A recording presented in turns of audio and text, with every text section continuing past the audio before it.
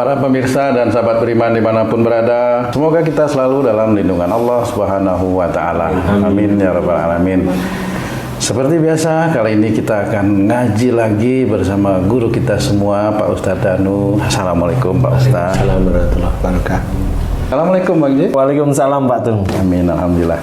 Dan kita juga ditemani oleh tamu kita kali ini yang nggak asing lagi. Siap, Mbak Farah dan Mbak Intan. Assalamualaikum Mbak Farah. Assalamualaikum. Mbak Intan, assalamualaikum. Waalaikumsalam. Bagaimana kabar? Sehat? Alhamdulillah. Alhamdulillah. Sedulur beriman, bahasan kita kali ini tentang gimana ya caranya bilang kepo itu ya, bahasa kerennya itu. Kan banyak sekali di lingkungan kita itu ada orang-orang yang sudah pernah menikah atau barangkali dia menikah 3-4 kali, kemudian ada yang kepo tuh, gimana sih itu kok bisa gitu, tuh kapan sih gitu, kan kadang-kadang aja. Memang di masyarakat seperti itu. Nah, ikuti terus video ini, mudah-mudahan bisa bermanfaat untuk kita semua. Mbak Farah, silahkan bertanya dengan Pak Ustadz. Monggo Mbak Farah. Assalamualaikum Pak Ustadz. Waalaikumsalam warahmatullahi wabarakatuh. Ini Pak Ustadz, saya mau bertanya Pak Ustadz. Kan kami ini statusnya janda gitu Pak Ustadz. Kalau di masyarakat itu kok sepertinya agak beberapa orang memandangnya kurang baik. Jadi banyak mungkin teman, tetangga, rekan kerja gitu kok sering banget kepo, ingin tahu sebenarnya itu pernikahannya itu berakhir kenapa, terus sekarang misalnya kondisi keluarganya itu kegiatan sehari-hari si janda itu ngapain sih, terus nanti mungkin punya teman gitu kayak dicurigai atau pada suuzon gitu Pak sama kami ini. Nah sebenarnya itu gimana sih kami harus bersikap di dalam masyarakat itu Pak Ustadz? Ya. Bismillahirrahmanirrahim. Assalamualaikum warahmatullahi wabarakatuh. Waalaikumsalam warahmatullahi wabarakatuh. Amin ya rabbal alamin. Alhamdulillah. Memang kalau di masyarakat janda itu ada penilaian negatif itu, satu, masyarakatnya itu masyarakat yang tidak paham agama, ya. Masyarakat yang tidak paham agama sehingga melihat status janda itu negatif, ya, walaupun negatifnya tidak jelek-jelek amat, tetapi kan menjadikan suuzon itu terus-menerus ada dalam pikiran ini, tidak tahu tentang agama. Kemudian kalau di tempat pekerjaan juga sama, cuma bedanya kalau di tempat pekerjaan itu kan lingkungan anak-anak muda lah, saya anggap anak-anak muda ya, sehingga anak-anak muda itu pun sebenarnya juga nggak paham tentang agama. Bagi yang paham tentang agama beda. Kalau anak-anak muda itu ada beberapa hal yang bisa diketahui bagaimana dia mensikapi yang dihadapi itu adalah janda, kan gitu. Satu, bagi anak-anak muda dengan temannya yang janda, biasanya yang pertama adalah main-main. Dia main-main, dia mencoba untuk membuka peluang agar dia itu bisa diterima sebagai teman dekatnya. Itu nanti kalau sudah masuk ada hal-hal tertentu yang nanti akan dilakukan terhadap si janda ini sendiri. Kalau main-main banyak, namanya anak-anak muda banyak, iseng banyak, nggak usah yang anak muda, yang sudah tua-tua pun juga mau main-main banyak. Jadi yang harus hati-hati bagi teman-teman yang memang dalam kondisi kosong, belum menikah, teman-teman perempuan yang belum menikah itu begitu, harus dilihat orang yang mau main-main istilahnya. Kalau serius, dia tahu kalau mamanya janda, dia akan serius, dia ngomong, dia akan serius, saya serius sama kamu, boleh saya ketemu sama orang tuamu, nah itu serius istilahnya. Tapi kalau mau main-main ya begitu, goda-goda gitu, iseng-iseng tak antar yuk gitu. Jadi yang harus dihati-hati adalah teman-teman yang memang membutuhkan laki-laki yang soleh itu tadi. Jadi harus hati-hati. Kemudian bagi yang lainnya sama. Jadi intinya adalah selain dari dia iseng, kemudian dia sendiri juga belum paham tentang agama, sehingga di mata dia janda itu ya sesuatu yang kalau menurut laki-laki yang memang tidak paham agama ya bisa aja saya main-main iseng. Jadi kalau menurut saya janda itu ya biasa, tetap teman-teman yang pada saat ini dia belum diizinkan oleh Allah Ta'ala menikah lagi. Dan menurut saya juga, saya mendoakan mudah-mudahan bisa mendapatkan jodoh yang soleh lah ya, karena tetap ada persoalan yang sebelumnya itu yang kurang nyaman. Nah, untuk mensikapi teman-teman yang bilang gimana sih rasanya jadi, mohon maaf ya, jadi janda ya, yang tanya itu laki apa perempuan, kan beda-beda ini. Kalau perempuan jarang dia bertanya seperti itu, tapi yang sering adalah laki-laki. Karena laki-laki itu ngomong gimana sih rasanya jadi janda sendiri. Nah, ini memancing dia sebenarnya. Dia sebenarnya nggak perlu tanya, dia tanya, dia tahu kok sebenarnya. Laki-laki yang seperti itu dia pasti akan mencari celah untuk menaklukkan. Jadi hati-hati aja. Bukan ini, tapi dilihat ada pertanyaan, jawab sekali dua kali, kok kayaknya mencari celah, udah lepasin aja. Nggak usah terlalu ini, atau malah langsung ditabrak aja. Emang kamu punya teman untuk kamu jodohin ke saya, langsung begitu. Nah, dia bagaimana ekspresinya? Kalau ekspresinya dia langsung kaget, berarti benar dia hanya cari-cari jalan untuk menaklukkan kamu lah, ini ke kamu aja ya, ke kamu aja, ke kamu. Jadi itu hati-hati aja. Bukan berarti harus marah, nggak perlulah marah. Ya, ini pria iseng. Jadi kalau pria iseng, ganti disekak dengan kata-kata iseng tapi menohok seperti ada kamu ini, gitu aja. Kan biasanya nanti, lo ngapain ke teman saya, ke saya aja, kan begitu nanti dia menawarkan diri. Jadi penilaian ini lebih lebih detail. Jadi kalau ada seorang yang gimana janda atau keluarnya malam ini itu, kalau memang kamu kerja dan kerjaan kamu itu betul-betul kamu dasari karena Allah, gak usah takut dengan gunjingan-gunjingan seperti itu. Kalaupun teman-teman ya senyum-senyum aja. Kalau dia kapan nikah, katanya kamu mau ngenalin saya, santai aja jawab seperti itu. Itu kan jawaban yang dia sendiri belum tentu bisa menjawab balik gitu, kan gitu ya. Tidak perlu difikirkan gunjingan. Anggap aja gunjingan itu adalah alat untuk lebih mendekatkan kamu kepada Allah aja. Nggak usah sakit hati, nggak usah, biasa aja. Karena yang namanya siapa sih mau digunjing seperti itu kan nggak ada, terima. Kemudian pertanyaan siapa sih yang ingin jadi janda, kan nggak ingin sebenarnya. Makanya udah terima kan gitu ya. Kenapa menjadi janda? Nah kan udah tahu ya terima, kan akhirnya kan iya ya ikhlas semuanya. Jadi menerima takdir Allah itu dengan ikhlas, sehingga kalau ada gunjingan seperti ini, omongan yang mengarah ke arah agak-agak nyakitin hati dikit itu nggak usah terlalu dipikirkan. Anggap aja itu adalah alat untuk lebih dekat pada Allah. Akhirnya bertasbih gitu aja. Kalau denger gitu ya, kalau itu laki-laki lo katanya mau nyariin saya, nanti kalimat itu nanti dia akan jawab, kenapa harus nyariin saudara saya, teman saya, bawa sama saya. Nah kan iseng sudah. Kalau iseng ya jangan, nggak usah digubris, biasa aja. Karena iseng itu banyak. Insya Allah kurang lebih seperti itu. Nggak usah takut dengan gunjingan, tapi takutlah hanya dengan ancaman Allah aja. Ada lain barangkali. Pak Intan mau nanya, oke. Kalau kepo itu termasuk ini bukan sih Pak, nama apa sih, awalnya kan pengen tahu gitu, simpati bukan terhadap orang itu. Pertama kan kita nih janda. Iya, sebenarnya kan kalimatnya yang tepat belum tentu simpati. Makanya tadi saya cerita, dia bisa aja iseng. Jadi belum tentu simpati. Yang simpati itu malah kadang-kadang nggak mau dia itu bertanya, ngobrol itu biasa. Biasanya orang itu kalau memang dia tidak cuek, dia bisa aja dia simpati, cuma nggak pernah ngomong. Bisa aja dia hanya cuma mana, wah capek. Nah dia nggak ngelanjutin, padahal dia kan single parent ya, mamanya tahu gitu, tapi dia nggak ngomong.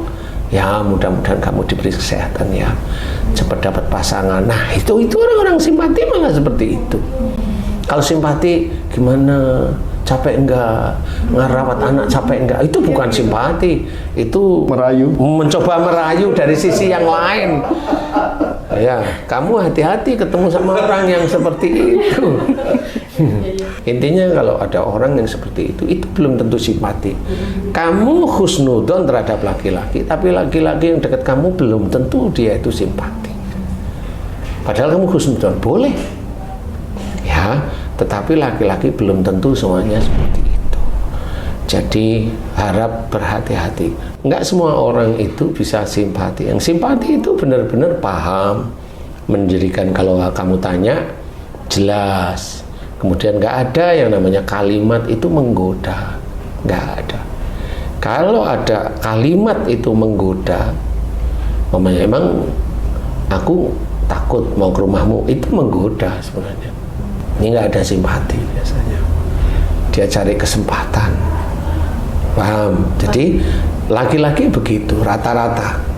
Jadi harus hati-hati. Belajar bukan berarti terus curiga dengan laki. Enggak curiga. Itu kan dari kalimat bisa bisa dirasakan bahwa ini simpati apa enggak.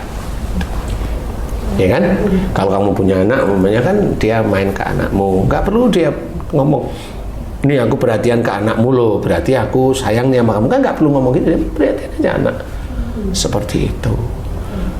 Gitu, melihat fotonya, terus tanya, anakmu umurnya berapa? Gitu. Nanti ada yang ngomong, boleh nggak saya ngasih nafkah anakmu? Gitu. Tapi jangan lupain saya ya. Nah itu beda lagi sudah itu. Jadi harus belajar. Yang simpati itu kadang-kadang malah nggak ngomong. Kalau punya anak, dia fokus ke anak, ngobrol. Anaknya main, dia main. Tapi juga harus dilihat laki-laki itu tipe ini yang bagaimana. Karena banyak juga laki-laki yang kelihatan ganteng, kemudian dapat istri yang cantik, dia punya anak, nggak taunya nggak punya uang. Kan seperti itu. Jadi istrinya minta pisah karena KDRT. Walaupun laki-lakinya ganteng, walaupun dia nge-gym, maaf ya nih, lakinya nge-gym, badannya bagus, pakai kaos oblong, kaos apa namanya, sport itu, apa ya yang kelihatan begini itu apa itu? Tank top katanya. Oh, tank top itu kan cewek. Kalau laki tank top ya ada ya. Ada. Kalau dulu namanya kaos kutang. Nah, kaos kutang. Singlet namanya ya, oblong-oblong itu yang begini ya. Singletan ya, badannya bagus, ya belum tentu dia itu bisa bertanggung jawab di hadapan Allah terhadap wanita, belum tentu. Tapi kamu harus belajar. Dan yang paling harus disikapi adalah ibadahmu kepada Allah Ta'ala harus bagus. Itu nomor satu. Karena dengan ibadahmu kepada Allah, kemudian hormat kepada ayah, kepada ibu, itu habis Allah, kemudian hormat pada ayah ibu, bakti sama ayah ibu itu yang kedua.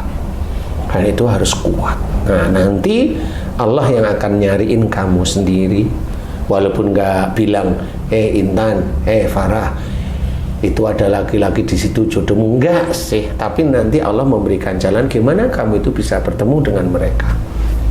Gitu caranya. Wallahu alam gimana caranya Allah. Tapi insya Allah seperti itu. Jadi tidak terus ketemu sama laki-laki dibacain, diamalin agar laki-laki itu mau mempersunting kita. Itu memaksa Allah namanya. Benar laki-laki mempersunting kita, tapi nggak taunya kepelet kamu lah, kan rusak nanti. Jadinya itu sudah kepelet kamu, sudah senang setengah mati, punya istri lah, kan gimana tuh? Ini dilema yang sehari-hari kan begini, ya tuh ya. Dilemanya seperti itu. Kan gitu, apalagi kamu sebenarnya orangnya penakut mamanya. Coba kalau mamanya kamu berani, kan kamu bisa telepon sama istrinya. Enggak, ini kenyataan loh sih, serius. Iya Pak, kok pengen kencing? Iya, loh itu bisa ditelepon. Kalau kamu dablek kan telepon. Lah kan nggak boleh, ciri-ciri seperti itu nggak boleh ya.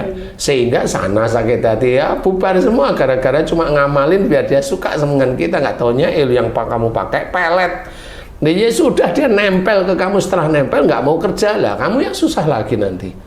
Paham ya? Jadi ya normal aja, kenal dengan laki-laki normal, kenal dengan keluarganya juga normal. Doanya apa Ustadz supaya orang yang kita cintai dan kita inginkan jadi suami itu seperti apa doanya Ustaz? Sebenarnya jangan dibalik begitu, Ji. Jadi sebenarnya ini kan beda nih, doanya apa? Agar orang yang kita cintai agar bisa menjadi suami itu kena sama kita, kan gitu. Nah, bukan seperti itu. Bukan. Harusnya gini nih. Gimana caranya Allah memberi saya pasangan saya laki-laki yang soleh. Nah, itu baru itu. Ada doanya tuh. Ya doa biasa aja seperti yang tadi.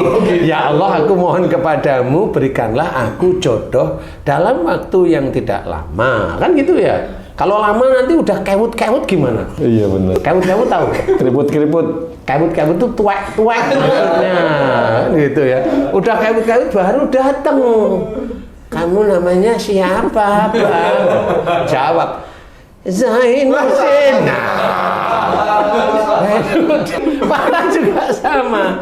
Kakak namanya siapa? Masuri. Terus ada yang ngamuk di belakang, Bang, pulang Bang. Bang, pulang. Dia di belakang ini bukan istrinya apa? Temennya bawa rombong suruh pulang.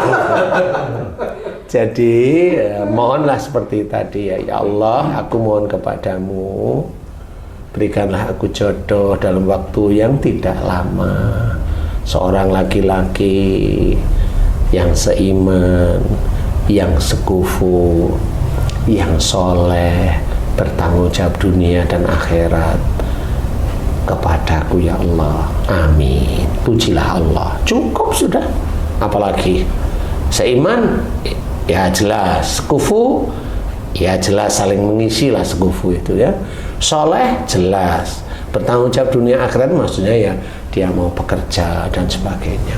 Jadi ya doa seperti itu, nggak usah ya Allah 1 tahun ini loh ya jangan seperti itu merintahkan. Lalu kita makhluk kok merintahin khalik kita, ya nggak bisa kayak itu dah. Untuk menjadikan dipercepat itu bukan doa itu sekian ribu kali, bukan.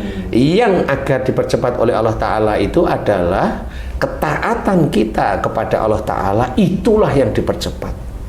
Doa itu apapun bentuknya, kalau memang ketaatan kita itu kuat pada Allah Ta'ala, doanya sekali 2 kali bisa aja dikabulkan oleh Allah Ta'ala. Seperti itu. Jadi hati-hati dengan para pria, tapi juga tidak boleh suuzon dengan para pria. Gimana itu kan sulit? Ya memang sulit, tapi itu menjadi tidak sulit kalau ibadah kepada Allah Ta'ala kuat, kemudian hormat dan berbakti kepada orang tua juga kuat. Nah nanti laki-laki yang kamu inginkan itu insya Allah Allah yang milih. Gimana caranya? Walau alam nggak tahu, saya nggak ngerti. Seperti itu. Karena saya juga dulu pernah nih, ada seorang ibu-ibu dan anak putrinya minta doa ceritanya, Ustadz minta didoain anak saya agar dapat jodoh. Saya ngeliatin, Bu, kayaknya anak ibu ini lengkap sudah menurut saya, sholatnya tertib, ibadahnya tertib, yang lain jadi tahajud tertib, duha tertib, baca Quran setiap hari ya saya amati, kemudian dengan orang tua hormat. Menurut saya ini gak ada masalah. Tapi anak saya 3 tahun ini nggak ada laki-laki yang deket. Waduh, kan nggak tahu saya ya. Tapi ini hanya menurut saya bilang, Bu, ini hanya menunggu aja. Menunggu itu maksudnya terserah Allah sebenarnya. Saya masih ingat hari Minggu pagi itu. Minggu pagi. Ini tinggal nunggu, saya doain biasa. Doanya kayak tadi, ya Allah, aku mohon padamu untuk saudaraku yang bernama Mbak ini. Aku mohon agar engkau berikan jodohnya dalam waktu yang tidak lama, seorang laki-laki yang seiman, yang sekufu, yang soleh, tanggung jawab dunia akhirat. Amin, sudah. Dah, Minggu pagi. Kemudian 2 minggu ibunya datang lagi, ketemu sama saya. Ustaz masih ingat saya? Masih. Dia cerita, Ustaz terima kasih. Gimana Bu? Kemarin alhamdulillah, mudah-mudahan ini Allah mengizinkan dan ridho. Amin.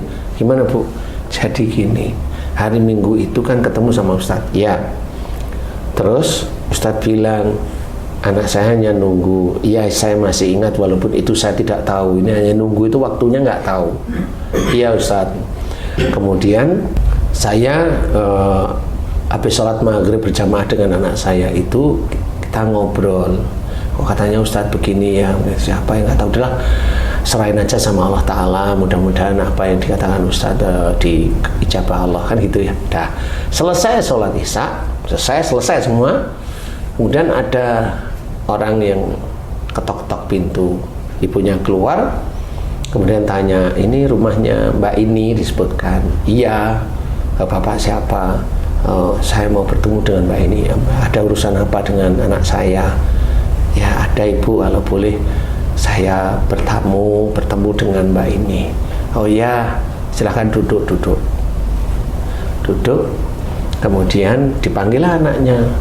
Nah, kamu kenal sama Bapak itu? Enggak. Bapaknya ya senyum-senyum, katanya ibu-ibu itu senyum-senyum. Terus, enggak, Bapak siapa ya? Ngomong, saya ini. Bu, ya saya kesini sebenarnya diminta oleh seseorang. Diminta gimana? Saya disuruh melamar anak ibu. Lah, kan bingung ibunya. Loh, kamu emang janjian sama orang, kan ngomong sama anaknya? Enggak, Ma. Loh, ini kok kamu dilamar gimana? Enggak tahu lah Bapak siapa. Nah, habis ngomong begitu, ya saya disuruh seseorang, sebentar saya keluarlah, dipanggil. Ada anak laki-laki, ponakannya. Kamu kenal ini? Dia liatin, loh kamu, gitu. Akhirnya kenal. Nah, laki-laki itu akhirnya yang ngobrol, iya kalau ini aku kenal mah, gitu. Siapa ini? Dulu teman kantor, tapi kerja baru berapa bulan, dia dipindah ke luar pulau, jadi udah nggak ketemu lagi. Dan laki-laki itu pernah ngomong, saya nanti akan main ke rumahmu, mau bertemu sama orang tuamu, gitu. Terus pergi aja. Habis itu memang nggak pernah ada laki-laki. Nah, datang situ, lah kan bingung, lah beneran ini gimana nih Pak? Ibunya tanya, saya mau melamarkan tuh ini, Bapak ada, suami saya kerja di luar kota, kalau boleh bisa ini. Akhirnya ditelepon, Pak ini anak kita ini kok ada yang ngelamar, gimana ini? Lah anak kita ini, ngobrolnya ibu, anak kita kenal nggak? Kenal. Nah, serak apa enggak? Katanya juga serak, wong dulu pernah deket tapi nggak pacaran. Ya gimana ya deketnya? Deket nggak pacaran itu kayak saya sama Tung, kan deket ya, tapi kan nggak pacaran. Teman tapi nikah. Iya, ya aduh, ya akhirnya ngobrol, ya sudah diterima aja, bisa enggak itu diterima aja. Akhirnya bapaknya pulang, berarti pertemuannya kembali minggu depannya, ketemu diterima. Akhirnya yang minggu hari itu ketemu sama saya itu yang kedua minggu. Alhamdulillah Ustaz, udah insya Allah bulan depan anak saya mau nikah. Wah, cepet banget Bu. Iya, nggak tahu kok tiba-tiba paginya Ustaz bilang begitu, kok malam hari dikabulkan Allah ya. Lah itulah yang saya bilang, ini hanya nunggu, cuma nunggunya gimana kan saya nggak ngerti. Karena saya mata-mati gini, lihat anaknya tertib, sholatnya, tahajudnya tertib, kemudian duha tertib, itu aja saya ambil. Ngaji tiap hari sama orang tua, hormat, kelihatan ya, orang hormat itu kan kelihatan ya. Jadi ya, apalagi saya suruh ngomong apa, nah, apa namanya, kayaknya emang hanya nunggu. Nah, alhamdulillah seperti itu pernah, dan banyak seperti itu banyak. Jadi intinya adalah cara Allah memberikan jalan kenal atau dilamar oleh seseorang itu saya nggak pernah tahu. Kayaknya kayak tadi, memang sampai sekarang alhamdulillah jadi suami istri beneran. Jadi di titik inilah saya bisa cerita bahwa cara Allah saya nggak tahu. Kalau umpamanya kamu suka dengan laki-laki, terus gimana caranya laki-laki itu mau dengan saya? Oh, saya nggak mau malah. Yang begitu saya nggak mau, saya nggak suka. Itu namanya egois. Nanti kalau egois itu terjadi, biasanya nanti belakang harinya nggak bagus. Insya Allah seperti itu. Makanya biasa saja, nggak usah egonya saya harus dengan dia, nggak perlu. Tapi dekatkan diri kita pada Allah. Semakin kita dekat dengan Allah Ta'ala, semakin orang itu akan berusaha memahami kita. Bukan sayang, memahami sebenarnya. Ini Ustaz, di masyarakat nih Ustaz nih, udah menjadi suatu tradisi ataupun suatu kebiasaan jika anaknya yang belum nikah ini ingin kawin dengan janda, ya, itu sangat berat. Nah, ini suatu contoh.